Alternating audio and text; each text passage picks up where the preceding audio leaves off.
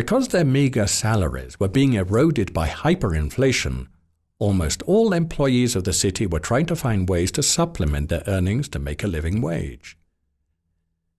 As Klitgaard and McLean delved deeper into the operations of City Hall, they identified 4 major areas where corruption seemed particularly entrenched and well organized.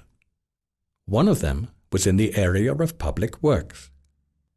Sí, la corrupción que habíamos encontrado se basaba principalmente en... With City Hall serving as mainly a construction company, the system was prone to corruption. They were the construction company, but also the surveyor, and the consultant, and the supervisor, which was an overwhelming workload. From a mechanical point of view, the equipment was not well maintained, and there was a huge market for spare parts. The spare parts that were being bought weren't being installed. They were being sold new.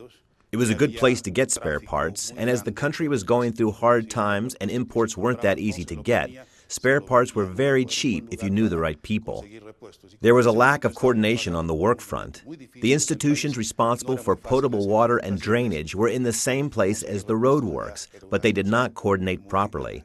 So projects were always going on, taking a long time, being done bit by bit, which caused long delays and made people very unhappy because community services were not working. The Public Works Department's ability to make much-needed improvements was further compromised because work was being done in remote parts of the city, while priority projects in more densely populated areas were not being started. They did that because they had a personal interest. They had either invested in land or they were promised by the neighbors of those neighborhoods, new neighborhoods, to be given some land in return for the infrastructure that they would be building with the municipal resources.